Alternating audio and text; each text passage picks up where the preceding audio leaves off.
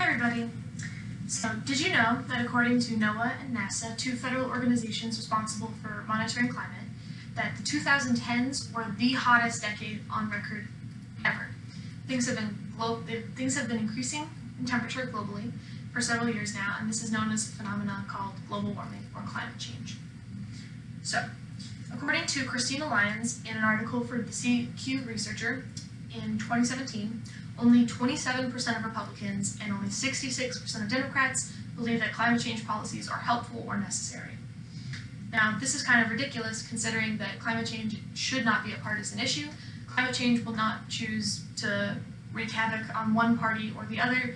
Every single person on this planet will be affected by climate change, and that is why we all need to work together cohesively to solve the problem. So, I am terrified that my children and grandchildren will not have a safe world to grow up in. And because of this, I've done extensive research and I've come to the conclusion that climate change should be an active focus for each and every country, and it should be a major concern for everyone everywhere. Alright, so I'm here today to persuade you to support climate change legislation. And to do that, I'm going to talk about three things. First, I'm going to describe how bad the planet is currently and where we could potentially go if we do nothing. Second, I'm going to describe the steps we could take to potentially solve climate change and get ahead of the curve. And third, I'm going to describe what an ideal world looks like should we pass the Green New Deal and should we have renewable energy as the baseload power source for our future. Alright, so now we know the order, let's get into how bad things are. So, humans are 100% to blame for climate change. And this has been certified by thousands of scientists across the entire globe.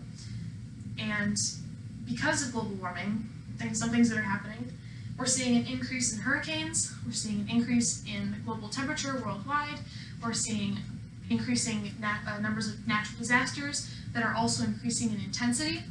A couple of these being hurricanes and wildfires and droughts. So an increase in temperature will mean an increase in the power a storm has. So the more heat is in the air, the more moisture will be absorbed, and the more water will be able to wreak havoc down on coastal cities, which is why hurricanes are getting so much more powerful. So according to scientists for the United Nations, in a CQ article, they claim that 60 to 90% of all coral reefs will die off in the next 20 to 30 years should we not stay below the recommended limit of global average warming temperature of 1.5 degrees Celsius. So what does this mean? Well, coral reefs are home to 1/4 of all marine life. Either marine life is born there, they hunt there, or they find partners and mates there. Coral reefs are absolutely essential to the ocean ecosystem, and they are unable to survive in ocean temperatures that have been steadily rising along with the average global temperature rising. So this will have a direct impact on the ecosystems, not only in the ocean, but also our economies. For economies that are highly based on fishing and markets, there's going to be a lot less fish to find in the ocean, frankly. And this is going to wreak havoc on those economies. Another event that's wreaking havoc on the economies are wildfires. And there have been over 3 million acres burned in California alone this year due to wildfires. There's been a lack of humidity in the air recently in California and states out there. There's also been an increase in the length and severity of droughts and a decrease in the amount of rainfall and an increase in the amount of dry, arid winds blowing through the area. This has created the perfect storm where wildfires are able to start quicker and just really cause tons and tons of damage. So, here are some examples of what some cities look like damaged by hurricanes, and this is the number of hurricanes that have been gradually increasing over the years. Not only just increasing, but the severity of hurricanes has been increasing as well. Coral bleaching is when corals die off. They are living beings, and when they die, they lose all of their color and variety, and they turn to this bone bleaching white, which is a sign of a dead habitat.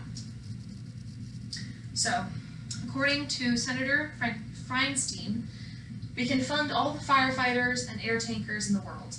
We can pump billions of dollars into expensive water infrastructure. We can surround low-lying areas with levees and sea breaks. but we'll never get ahead of these crises if we do not invest in our climate future.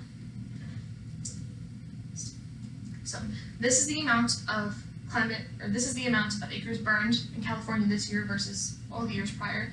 As you can see, it's significantly higher. So, now that we've established that things are bad, what can we do from here?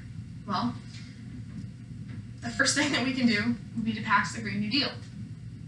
And this is really important for a lot of reasons. One, it has a clear and concise plan for lowering CO2 emissions, which are one of the main contributors to global average temperature rising.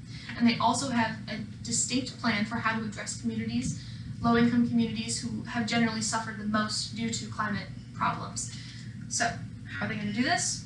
Well, they're going to invest in the communities. They're going to invest in education and healthcare and in the local businesses and local infrastructure, as well as creating high-paying jobs in the renewable energy circuit.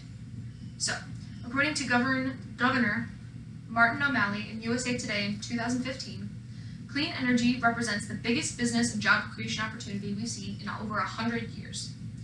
One reason the US is still continuing to be dependent on coal and oil versus renewable energy is the supposed cost is too expensive to switch over. Well, when you think about it, we're really only investing currently to build the infrastructure, and after that, we no longer have to keep digging and digging and digging to find more of the supply. The supply renews itself, renewable energy. Makes sense, right? Well, according to Representative Alexandria Ocasio-Cortez, who said in a House committee meeting in 2019, as towns and cities go underwater, as wildfires rage, we are going to pay. Either we are going to pay in reaction to climate change, or we are going to be proactive in how we're going to prevent it getting worse and prevent further catastrophes from happening. So, the Green New Deal focuses heavily on being proactive about climate change. It wants to completely reduce net CO2 emissions to zero by 2050.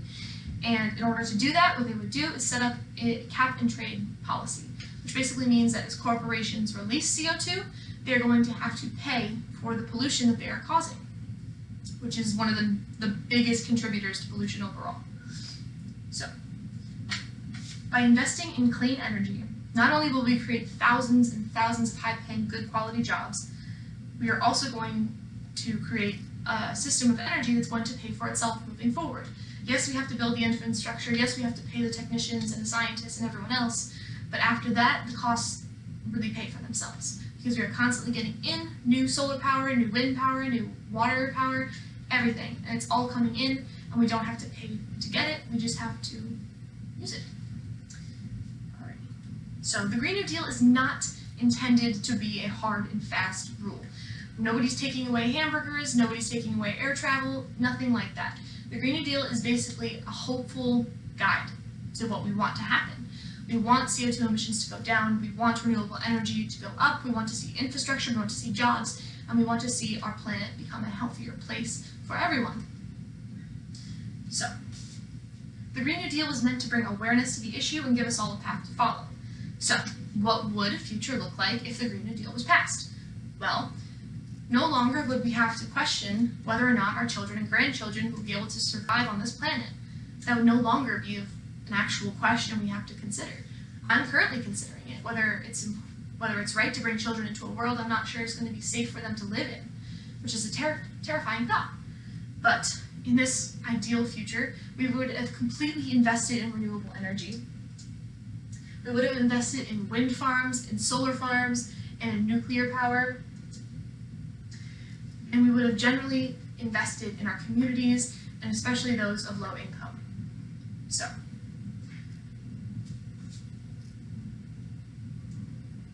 in conclusion, I discussed what's wrong with the world and where it could potentially go. I discussed how we potentially could solve climate change, and I discussed what an ideal future would look like should the Green New Deal come to pass. Climate change is affecting the world, and we need to acknowledge that. It shouldn't be a partisan issue, and we should all come together to really fight this thing together.